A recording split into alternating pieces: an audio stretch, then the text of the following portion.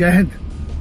पाकिस्तान के खैबर पख्तूनख्वा करके एक जगह है जो आज 26 फरवरी है।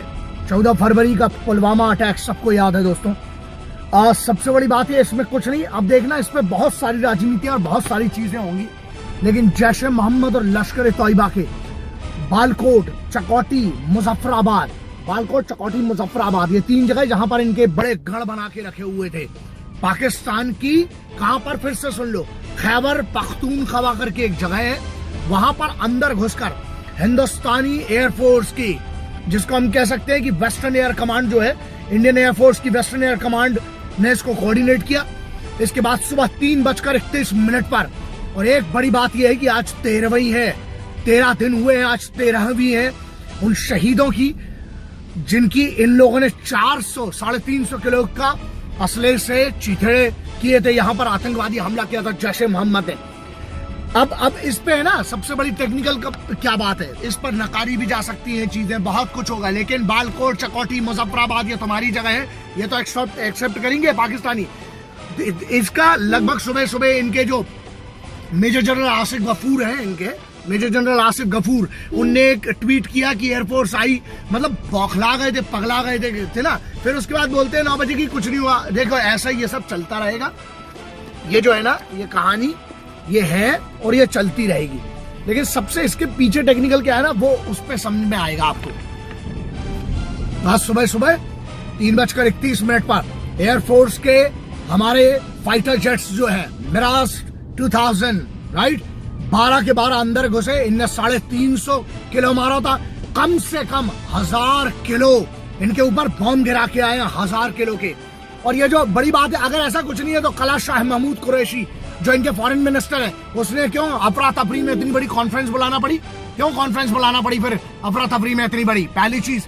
दूसरा टेक्निकल पॉइंट ये है कि जो हम ये जो इतना हल्ला और जो गुल्ला और जो चिल्लाएंगे ना, अभी हमारे इधर भी कि सर्जिकल स्ट्राइक आप दो, 13 दिन से पहले बदला लिया गया है, घुसकर मारा गया है। और अगर ऐसा नहीं था तो जनरल बाजवा जो LOC लाइन ऑफ कंट्रोल में फिर क्यों गए थे?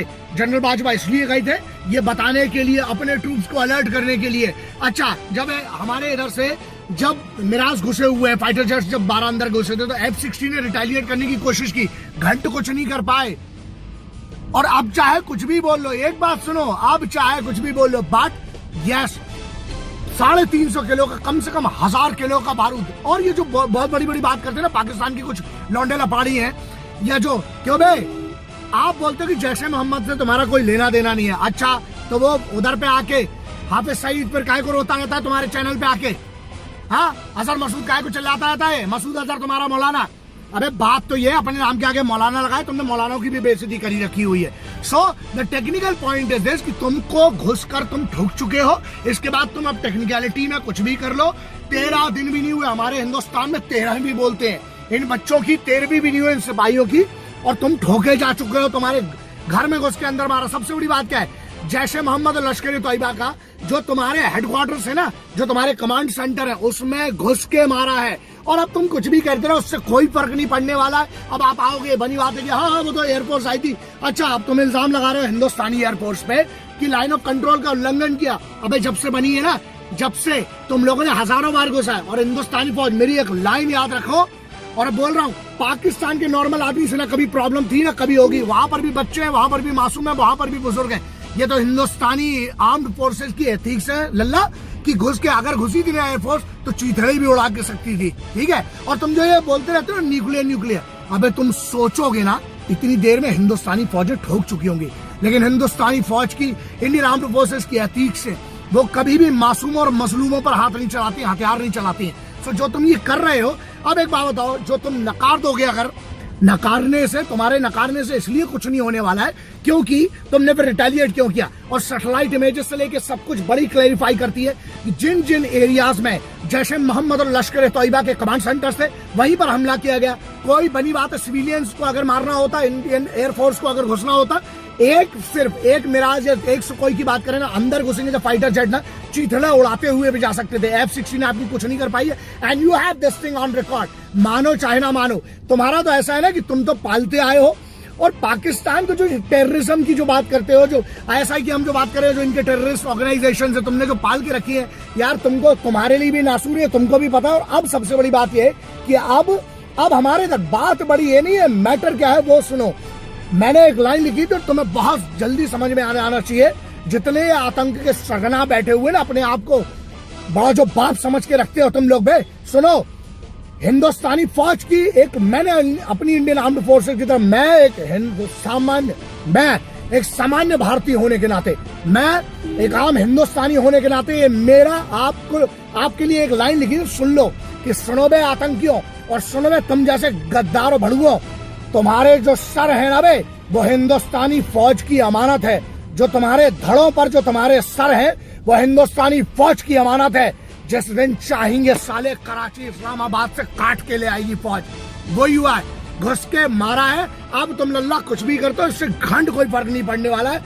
बदला पार्ट 1, बदला जो हुआ था ना उनकी शहादतों का, वो कोई नहीं चुका सकता, लेकिन उनके सम्मान के लिए जो साले तुम लोगों को मैसेज मिलना चाहिए था, तुम्हारे घर में, तुम्हारे सेंटर में, तुम्हारे अंदर घुस के, जहां तुम कमांड सेंटर बनाए हो ना साले, वहां ठोके हो तुम लोग लश्कर तोयबा और जैश मोहम्मद। अब सुनो दूसरी बात, प्रॉब्लम पहले भी बोला था, बाहर की बात अलग है, हिंदुस्तान के अंदर बैठे जो गद्दार है बे, सुनो, अब तुम लोग अपनी ऐसी तैसी अब मत करवाने लगना, क्योंकि हर बार क्या होता है, सबूत चाहिए।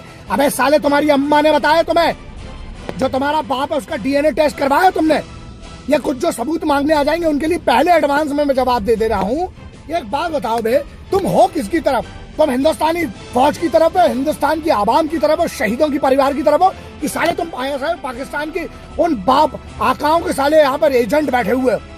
ये प्रॉब्लम है साला हमारे इधर।